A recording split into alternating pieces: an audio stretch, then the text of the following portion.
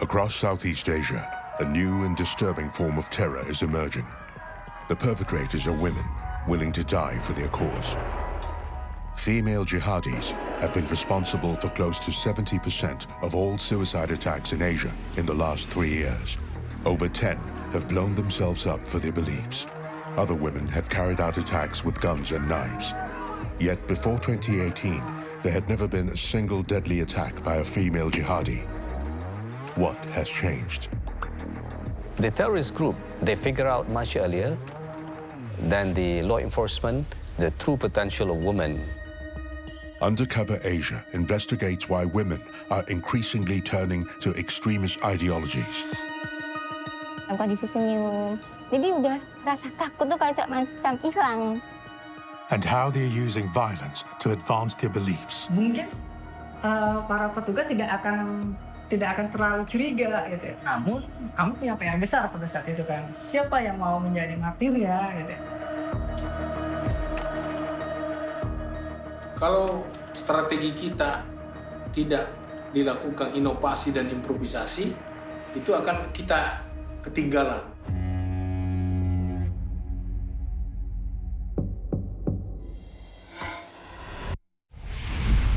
The journey into the world of female jihadists starts in Indonesia. This sprawling nation has arguably suffered more than its neighbors at the hands of radicalized women. Here, the ISIS-linked group with the most significant presence is Jama'ah Ansharut Daulah, JAD. In May 2018, 3 women and their families in Surabaya attacked 3 churches and blew up a police station. Then in 2019, in Sibolga, North Sumatra, a woman blew herself and a 2.5-year-old child up after a standoff with police. In March 2021, a woman and her husband bombed a Catholic church in Sulawesi. Indonesia has also seen a spate of gun and knife attacks carried out by women.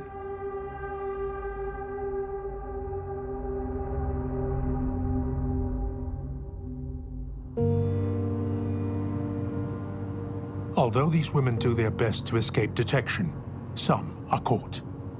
And these prisons can provide a window into their hidden worlds. They offer a rare chance for counter-terrorism experts such as Irin Gayatri to explore the mindset that drives these women to kill. In Indonesia, Erin has unique access to captured terrorists. Karena kunjungan ini sangat penting, karena dengan bertemu langsung, berinteraksi membantu kita untuk tidak salah menafsirkan atau tidak salah membaca posisi mereka dan kasus. According to Erin, it's important to understand the path that led the women towards violent extremism. Today, she's meeting 33-year-old Listiawati, who is serving a 3.5-year sentence for funding IS and buying weapons. Kalau Ana sendiri dari ibu bapak Ana seorang petani ya, jadi Ana juga biasa dari kecil itu aku ikut bantu nyiram, ya kayak nyiram semangka, kadang-kadang jagung gitu-gitu kan sampai ya kaki kering, tangan kering itu udah. Ana pergi, maksudnya jauh dari rumah gitu. Ana dipesantrenkan sama sekolah di Mangkang. Waktu kecil Ana tuh sederhana banget. Ana nggak tahu namanya mall, nggak tahu namanya apa itu karaoke apa, udah nggak tahu. Jadi benar-benar dari kecil sampai Ana akhirnya besar, Ana ingin mempunyai apa ya, tabungan sendiri kan. Listiawati found work in Singapore and then Hong Kong. Ana pegang Android layar sentuh itu, Ana udah di Hong Kong kan. Waktu itu memang Facebook Ana juga nggak bisa buat Facebook sebenarnya. Jadi teman Ana yang buatin. Jadi Ana cari yang umat yang bercadar dan pakai seragam gitu. Situ Ana berteman. Itu memang Ana masih awam ya.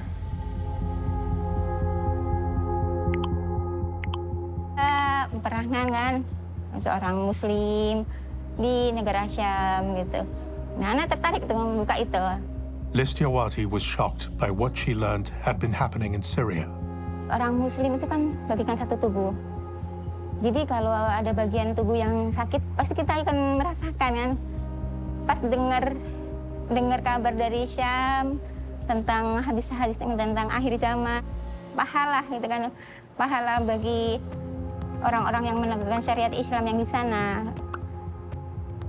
Ya itu terpacu bagi Ana dan makin menggebu saat Ana melihat penderitaan yang di sana itu, Ana makin greget, makin emosi.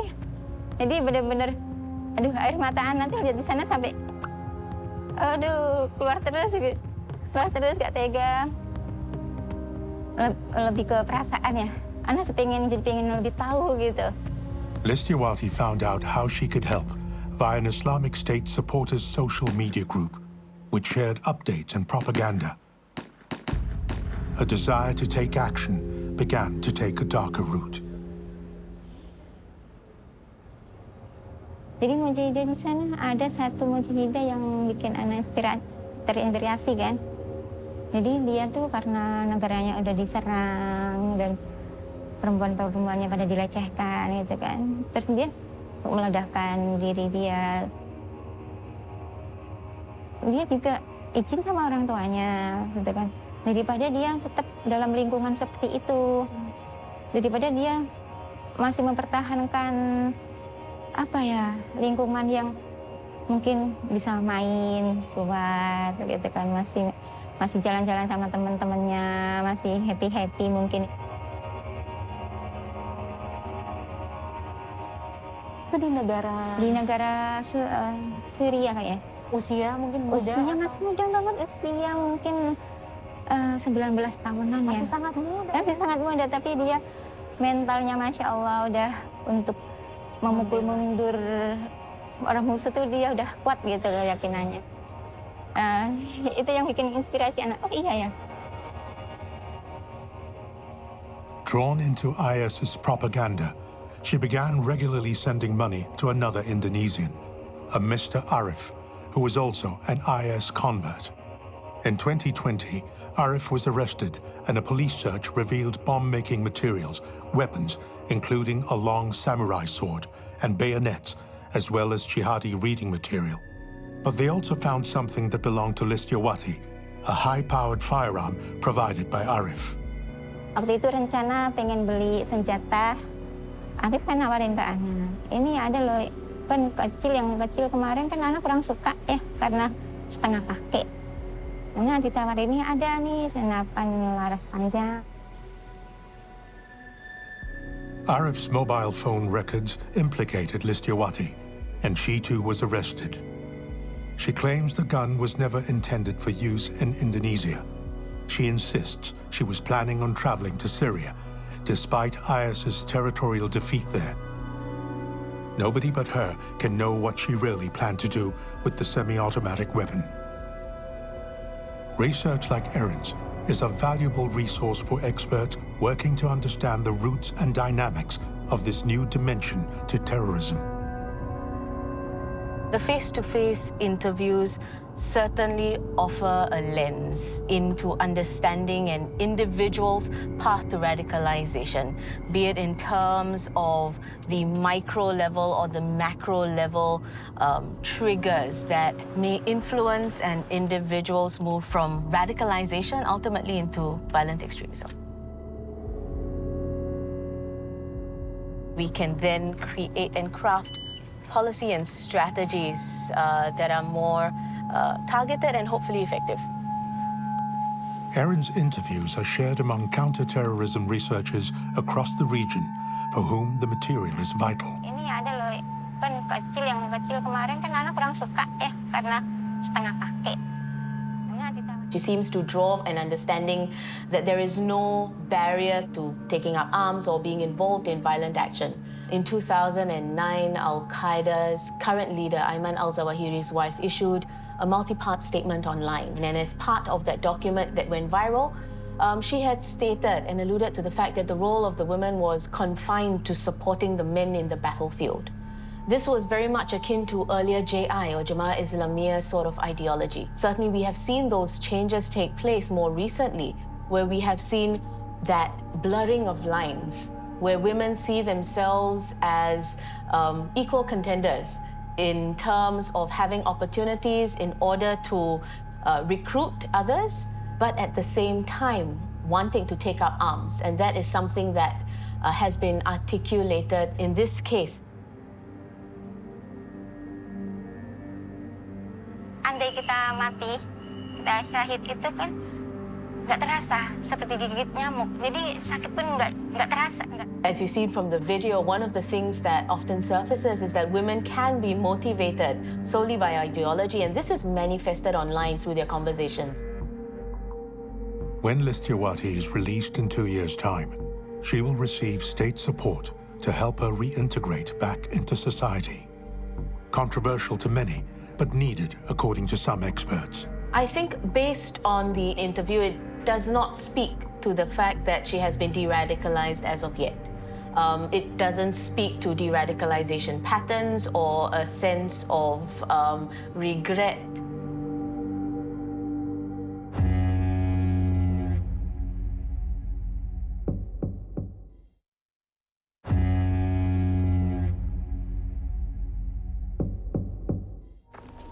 Across Asia, there's been a sharp rise in the numbers of women carrying out acts of violent extremism driven by their radical beliefs.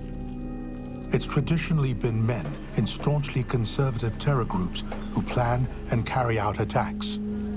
But across the region, that's no longer the case. Baik, nama saya Munir Kartono. Dulu saya sempat terlibat di ISIS.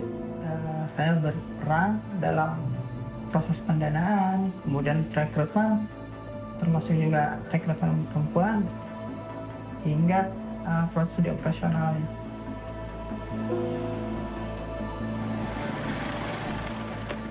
Tapi pada saat ISIS itu mulai mendeklarasikan dirinya di Indonesia, proses pendanaan itu terjadi kurang lebih dari tahun 2012 sampai hampir 2015, kurang lebih sekitar 3 tahunan. Ambilan akun dari PayPal hingga melakukan transaksi di cryptocurrency. The money Munir raised funded deadly terror attacks, including the one in Tamrin in 2016. ISIS has now claimed responsibility for today's deadly terror attack in Indonesia. Crowds ran for safety as police and the attackers opened fire, which killed 7 people and injured many more. As Munir's seniority grew, so did his influence inside the group. He began to mix with men like Barun Naim, who was the mastermind behind several terrorist attacks in Malaysia and Indonesia, including at Tamrin. This attack had profound consequences, as Munir reveals. Untuk rekrutmen perempuan, bisa dibilang saya dengan Barun Naim memang orang-orang pertama yang mencetuskan ide seperti itu. Khususnya itu terjadi setelah penangkapan beberapa orang-orang pada saat setelah terjadi tragedi di Tamrin utamanya, untuk membawa orang-orang perempuan ke garis depan. Munir was arrested in 2016, but released from jail claiming to have disowned his terrorist ideologies. He's now writing a book that lays out his knowledge of how terror cells operate. Munir agrees to share first-hand insight to how terror attacks are planned and why female combatants are a potent new force to be reckoned with. Dalam merencanakan aksi, ide ini tidak hanya ide selewatan, tapi pertama ada skala prioritas, kemudian efeknya ya gitu kan. Apakah kita hanya mau membuat suasana takut, atau memang kita tujuannya memang ingin membalas. Kalau dari targetnya itu, kemudian apa yang akan kita lakukan terhadap itu? Apakah kita akan menyerang? Apa kemudian kita akan mengirim bom atau bagaimana? Setelah itu semua data kita dapat, peralatan, kita matangkan orang-orang yang akan melakukan aksi itu. Kesiapannya memang kita mantapkan betul-betul. What Munir quickly came to realize was that including women in this process had many advantages. Jadi pada saat dan kemudian bahwa kita ini nilai-nilai yang saya pikir yang umum ya, bahwa perempuan dengan perempuan lainnya itu bisa lebih akrab, mencenderung gitu ya. Pada saat perempuan satu sudah bisa kita ajak untuk mencari dana atau melakukan pada posisi tertentu yang lain, mereka akan lebih gampang untuk mengkonsolidasikan itu dengan perempuan-perempuan lain. Dan itu terjadi misalkan di antara teman-teman tenaga kerja Indonesia yang ada di luar negeri dalam jaringan ini. Dan dana-dana itu digunakan untuk hal berbagai macam, salah satunya untuk amunisi. Pelibatan perempuan dalam mencari dana itu juga berdasarkan pengalaman bahwa petugas ini tidak agak rikuh ya kalau terhadap perempuan, terutama apalagi misalkan yang memakai kerudung, bercadar, ya jangankan untuk curiga, untuk memeriksa aja sudah rikuh gitu. Jadi itu titik strategis ya bahwa kami berpandangan pada saat itu bahwa peran perempuan untuk dilibatkan karena memang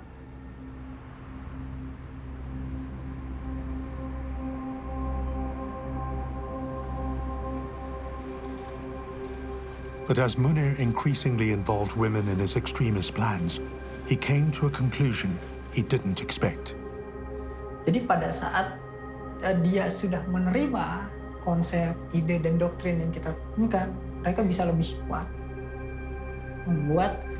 menggunakan perempuan sebagai martir. Supaya apa? Supaya laki-laki yang tadinya kami anggap pengecut gitu ya, mungkin akan terlecut, akan mau untuk melawan. Begitu pula terhadap perempuan yang lain, bahwa mereka akan sadar bahwa perempuan pun dilibatkan dalam perjuangan ini. What Munir came to understand was that from fundraising to recruitment and propaganda and actual attacks, women were formidable accomplices, giving terror planners more and more options. For their next attack, Munir and his ISIS colleagues chose an even bigger target, the presidential palace. But what happened next shocked even him. Dan tanpa diduga gitu kan, saya tidak menawarkan, saya tidak menyuruh. Tanpa diduga, mantan istri saya itu menawarkan diri. Dia menawarkan diri untuk menjadi seorang martir. Akhirnya saya kembali mengontak Bahru Naim saat itu, bahwa saya bilang bahwa sudah ada yang mau. Dari situ kemudian kami mau melakukan persiapan. Oke, saya akan kembali mencarikan dananya. Dan Bahru Naimnya sendiri yang akan akhirnya mencari siapa yang akan membuatkan bom.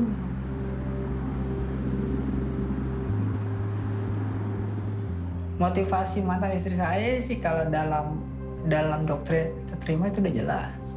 Bahwa apa yang kita lakukan itu, amaliyah itu meskipun dia bisa dibilangnya bom bunuh diri, tapi itu adalah ibadah. Motivasinya jelas adalah ibadah.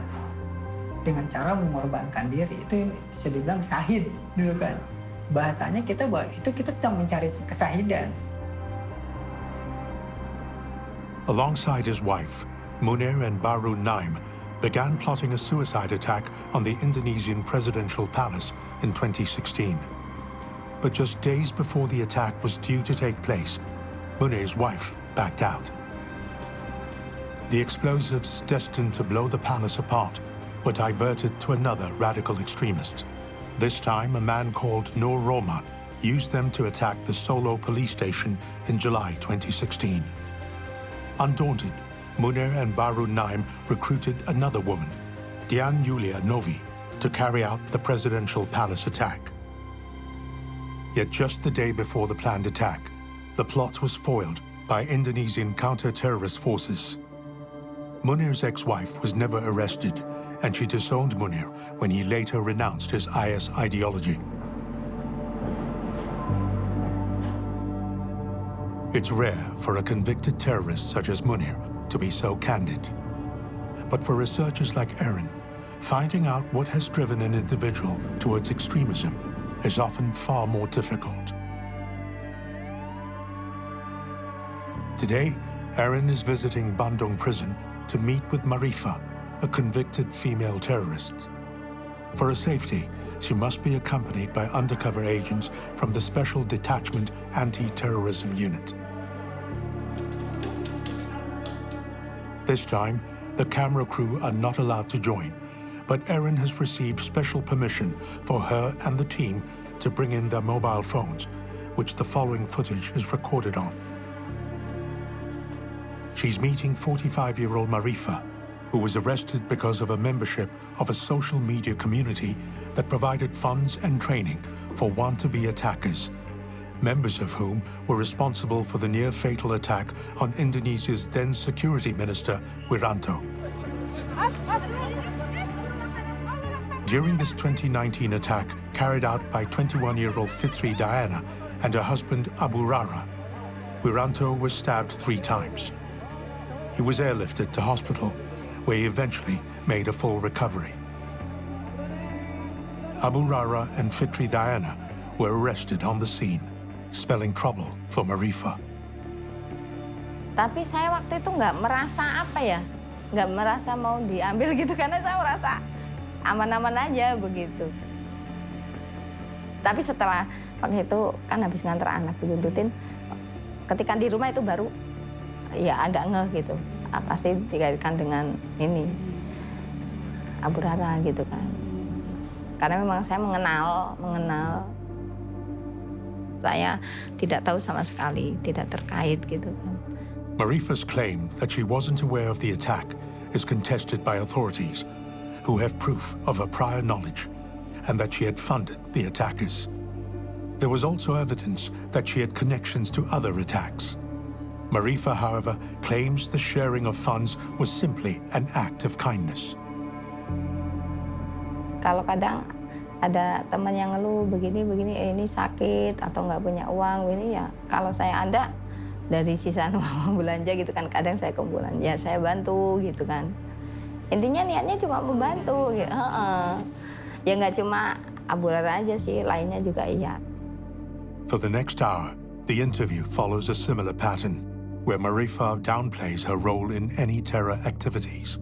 But it's upon exploring her personal background that a moment of candor reveals some true insights. Maaf Umi, kalau boleh tahu, berarti suami yang sekarang tuh pernikahan yang kedua ya? Iya. Kalau yang pertama? Dulu ada mukul apa gitu kan. Jadi akhirnya dapat kekerasan dari suami pertama. Iya, intinya saya memang pergi dari suami pertama tuh. Kadang merasa sakit atau apa kan, kadang semaunya sendiri gitu loh. Iya. Mungkin dulu efek karena saya mungkin rumah tangga suami saya dulu keras. Jadi kadang saya pengen gimana ya? Pelampiasan. Ada ingin yang dikeluarkan, pemberontakan dalam diri, karena kita nggak berani melampiaskan secara langsung, mungkin lewat media sosial begini gitu. Mungkin salah satunya itu. Karena yang saya tahu biasanya emosi setiap manusia itu wajar ya. Sisa caranya untuk diekspresikan.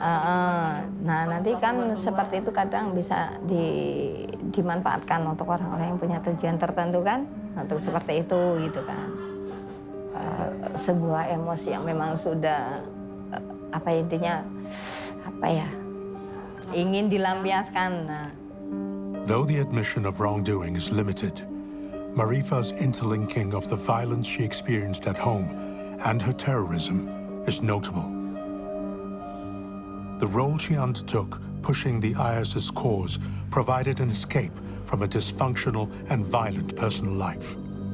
If this is true and part of a pattern, the lessons for de-radicalization could be numerous. And with that, Erin's time is up. It will take more visits and conversations with Marifa to get the full story.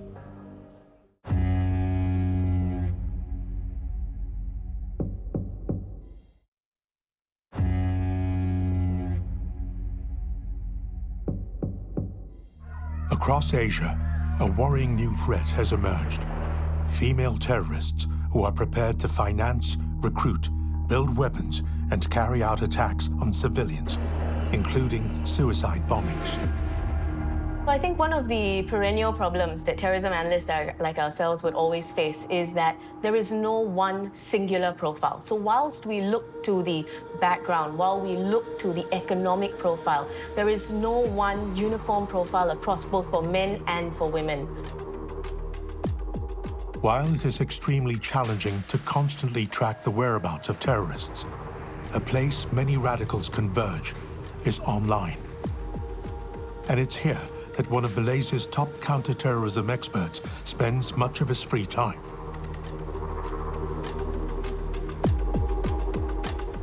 As a day job, Ahmad El Mohammadi works in Malaysia's courts, trying terror cases, where his expert opinion is often critical. But when not in court, he devotes many hours to monitoring former terror convicts and their potential new recruits on social media. That's because in Malaysia, the main threat from the Islamic State or IS is online radicalization and migration of radicals from Malaysia to Syria and back again. But it's also influenced by active IS cells in Indonesia and the Philippines. In the last 3 years, over 45 women have been arrested for links to the Islamic State. Is this ISIS ideology died or completely eliminated in the cyberspace or in our living space? The answer is no. ISIS ideology remains. So as a person who are interested to understand this kind of ideology, I do monitor the social media platform. And I do monitor the evolution of that ideology.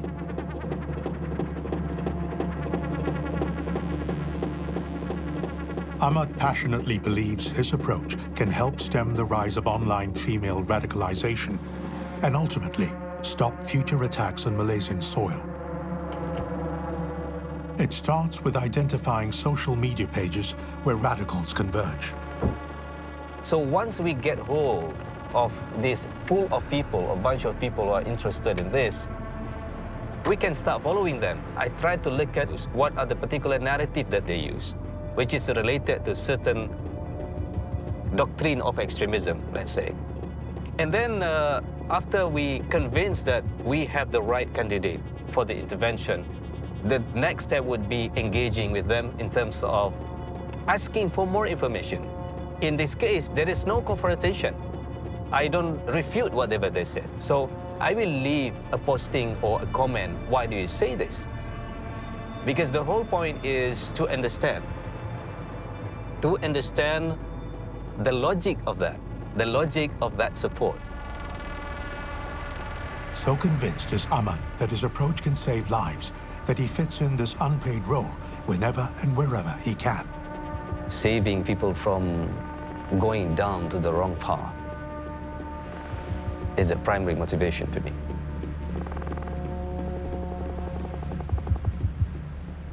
But the propaganda that Ahmad is fighting might surprise. Over the years, IS have carefully cultivated their image to appeal to different sections of society.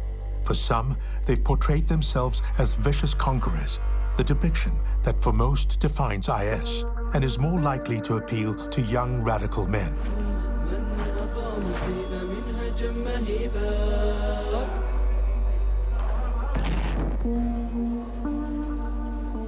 But for others, they've crafted their image as a caring organization, sometimes portraying themselves as victims, an identity more likely to appeal to a female audience, as seen in this video promoting ISIS's depiction of their public health care.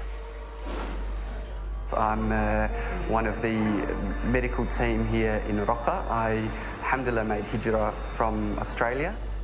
And in this one, taken at an IS school. من يريد لتعريف الإسلام؟ الإسلام هو الاستسلام لله بالتوحيد. It is this type of sophisticated communications policy that Ahmad is fighting when he contacts individuals who have fallen into the simple trap of believing what they see on the internet. Over the past 8 years, Ahmad has reached out to numerous Malaysians online who've become radicalized by this type of material. His most significant intervention was with a young woman named Aisha. She was very, very active in social media, and she was following all this, what's going on in Syria, for example, and that attracted my attention. I engaged with her, monitor her for quite some time, I think for 2-3 months, We managed to have a conversation, and finally we met. Ahmad's intervention was just in time, as Aisha was on the cusp of taking action in the real world. Well, I think just only one step away.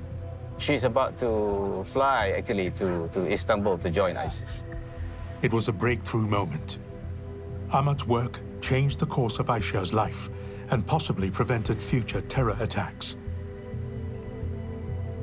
As she embarked on a de-radicalization program, she also gave the authorities the identities of an IS cell operating in the country, who were later arrested. Today, Aisha lives quietly, fearful of reprisals, but that hasn't stopped her creating a meaningful and happy life for herself. Hey, good afternoon.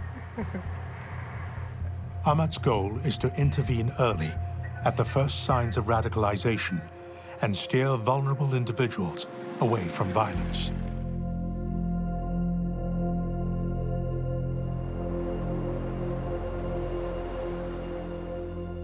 But across Asia, radicalized women are slipping through the net.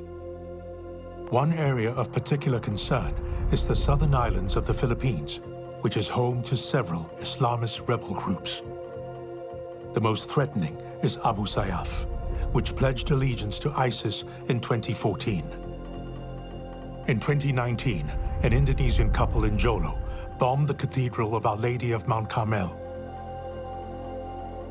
Then in 2020, 2 women attacked another cathedral in the city. Not all female recruits, of course, are seduced by online propaganda.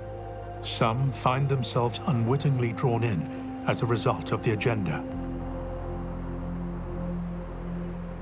Take the case of May, here in the southern Philippines, where Abu Sayyaf fights and hides in the dense hills. May, who has never told a story before, was the wife of one of Sulu's leading terrorist commanders, although she did not know it when she married him. Natatakot ako noon. Hindi asawa ko ang hinahanap, parang ako ang hinahanap. Sinasabi na kung nandiyan ang asawa na babae, nandiyan din ang lalaki. Natanggap ko na rin gano'n ang trabaho niya. Parang na rin ako, isang kaaway ng mga gobyerno, ng mga sundalo. Kung pupunta man ako ng taon, may isa kaming bahay na parang secret na hindi alam ng mga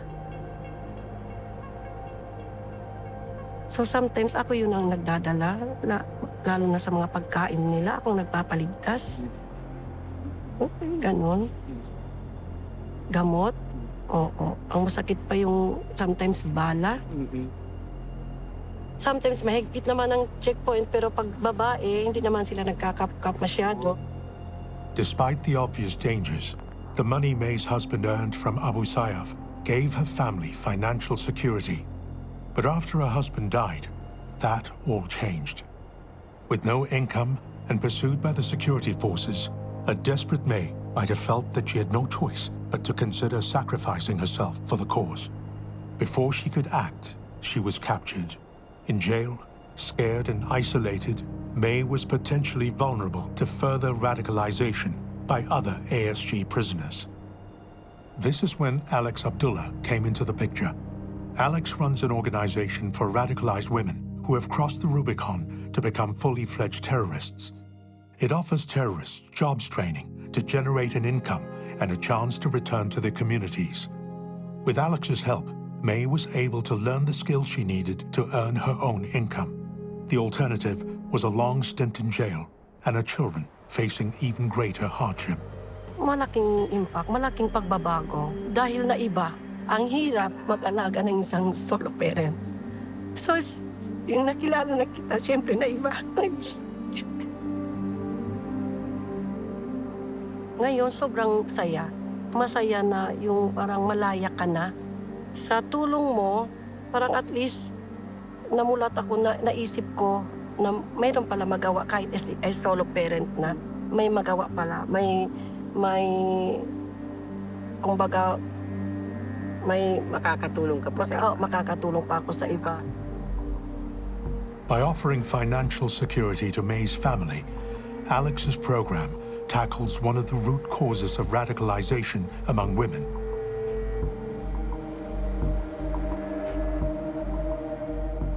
But why should female terrorists be given a second chance? Kapag ang ating approach pa ay i-criminalize pa sila, so it will really continue, magkukontinue po yung paningin, yung ideology na ma-alienate natin sila. Bigyan natin sila ng opportunity to be productive again. According to Alex, a second chance is a far better option than jail for women drawn towards extremist ideologies. Her program tries to give such women an alternative from poverty and hardship, which she believes increases their risk of radicalization. Dapat bigyan ng opportunity dahil pare-pareho lang, diba? Naturuan kapag you educate, you teach, madali lang. So, yun, I think that's the best way na ma-counter natin yung recruitment. Iya, ini sebenarnya kemarin saya ke Medan, tapi baru masuk.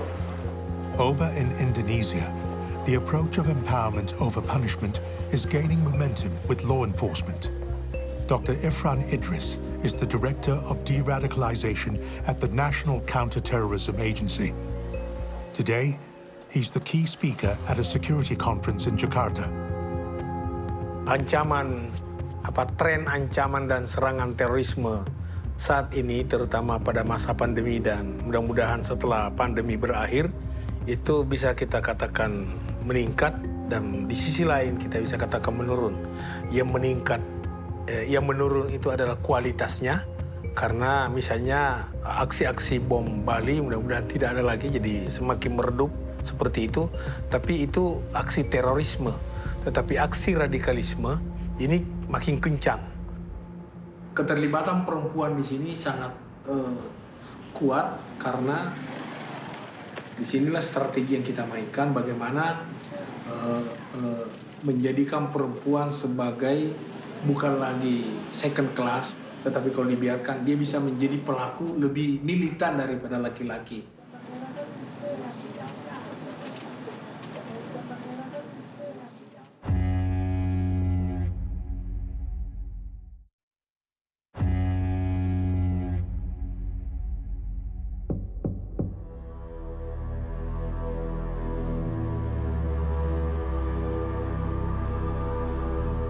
Yang saya ingat cuma suara mendesing yang kenceng banget yang bikin kuping saya sakit. Dan pada saat itu saya ngelihat tangan saya tuh udah bolong gede, di sini udah ada luka menganga. Banyak dari kita yang setelah kejadian karena cacat fisik yang kita alamin, banyak dari kita yang diberhentiin dari kerjaannya, diturunin jabatannya. Setiap kali saya nonton saya ngerasain ada di situ gitu. Saya ngerasain sakitnya, saya ngerasain sedihnya. Saya marah banget sama pelaku-pelaku bom itu. Dan setiap kali ada berita tentang terorisme yang ditangkap, bahkan ditembak mati, saya seneng. Akhirnya lo ngerasain apa yang gue rasain, sakitnya gue lo rasain. Itu yang saya bilang di hati saya. In 2004, then university student Nanda Olivia Daniel became a victim of the Australian embassy bombing in Jakarta, which killed 9 people and injured over 150. The attack left her with permanent injuries. It took her over a decade to receive her compensation. In the intervening years, she built a small business selling handicrafts and snacks. Waktu itu kita sempat yang merasa ini nggak adil gitu. Kenapa dia yang orang jahat disupport, dibantu, dibina, kenapa kita yang jadi korban yang udah terluka nggak dapat apa-apa gitu loh. Saya bilang, jangan pernah bilang sekali lagi di depan saya bahwa para pelaku teroris ini juga korban. Yang korban itu kami, yang korban itu saya. Pada saat para teroris itu dikasih paham-paham yang radikal, dia punya pilihan untuk nggak ngelakuin hal tersebut. Tapi kalau saya dan teman-teman saya yang lain pada hari itu, kami nggak punya pilihan, kami harus lewat situ. Pada saat negara mensupport para eksteroris itu, ya kami minta juga jangan melupakan bahwa ada korban efek dari teroris tersebut gitu lah. Juga butuh perhatian, butuh support, dan butuh binaan. It is a challenge which requires policymakers to recalibrate their approach.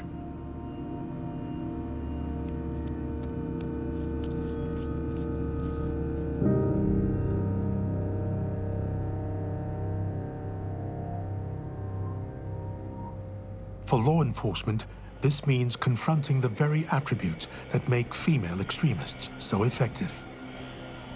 Untuk memeriksa tindakannya sudah itu. Jadi itu titik strategis bahwa kami berpandangan pada saat itu bahwa orang perempuan untuk dilibatkan karena memang selain kuat, dia juga punya keuntungan. Gitu. Sometimes mahigpit naman ang checkpoint pero pag babae, hindi naman sila nagkakap-kap masyado. Counter-terrorism agencies recognize that part of the answer could be recruiting and deploying more female officers. Sangat efektif kalau sasaran kita itu adalah perempuan juga. Yet, in the 3 countries where female terrorism has caused most harm, Indonesia, the Philippines, and Malaysia, the numbers of female police remains low. In Malaysia, 18% of the police force are women. In the Philippines, 17% of police are women. In Indonesia, which has seen the highest number of attacks by female terrorists, the number is just 6%, with no women in police leadership roles or in the country's counter-terror agencies. Nah, dalam Siti sendiri, dominasi dari aktor keamanan kan tinggi banget. Nah, aktor keamanan itu selalu diasosiasikan dengan maskulinitas. Maka perspektif gender ini sebenarnya menolong agar cara pandang sektor keamanan ini enggak kemudian teroris sama dengan laki-laki. Tapi apa yang terjadi di Surabaya, di Makassar, di Sibolga, dan tempat-tempat lain di dunia yang ternyata justru ketika perempuan mengambil posisi di depan, dia berhasil untuk melakukan eksekusi. Menurut saya, menurut hemat saya. Karena sektor keamanan kita masih terpengaruh dengan perspektif di mana terorisme sama dengan laki-laki. Ruby Khalifa has been working to promote peace and bridge religious divides. She believes women are better placed to counter female terrorism and that bringing more women into law enforcement agencies is key. Dalam pendekatan Siti yang sangat maskulin, kemudian membuat para pengambil kebijakan ini tidak mampu mendeteksi lebih detail tentang pergerakan bagaimana kelompok perempuan ini berkembang. While recruiting more women in law enforcement could be a start, it is increasingly apparent that more women-focused programs, research and policy formation is necessary to counter violent extremism. I think what is more important is having counterterrorism officers, male or female, that recognizes the nuances and is able to craft nuanced policies. The assumption would be that if you include a higher proportion of women, that it automatically makes policies balanced. That may not be the case. But could it be the lack of women in police forces and government agencies across the region underscores a deeper issue with gender, one where women remained undervalued and underrepresented? Ironically, some of the same factors that seem to drive some to radicalism. Pag hindi natin na-address itong kultura o being the lalaki ang palaging hari, meron silang reason, hindi. These are the push factors. Bakit nga ba sila nag-join, di ba? So, sinasabi na lang na it's purely religion, hindi po naman napupunta. Yung participation nila being a part of the community, wala silang boses. The wider gender biases at play may also explain why female-led terror attacks generate far more media coverage than attacks by men. This is especially the case where the women involved are mothers and the ensuing collateral damage, their children.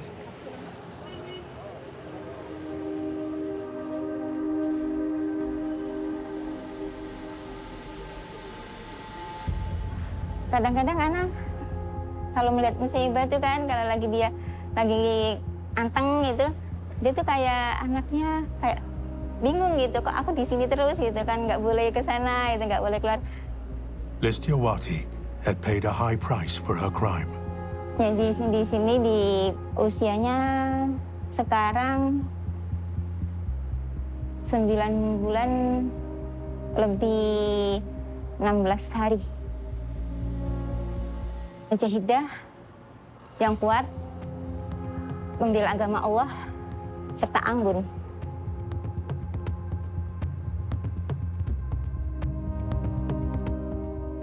Yang terakhir tadi yang saya temui, sekarang itu ada 7 perempuan narapidana teroris yang melahirkan dalam penjara.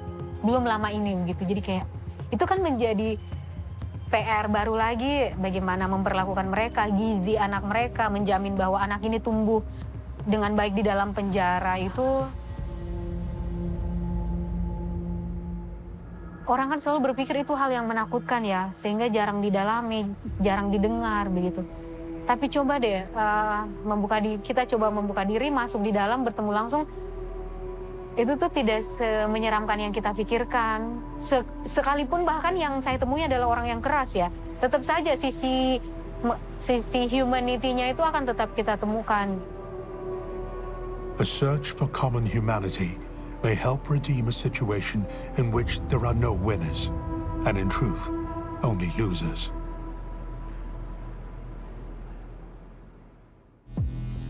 For policymakers, the challenges ahead of them are complex, as the Listiawati case shows.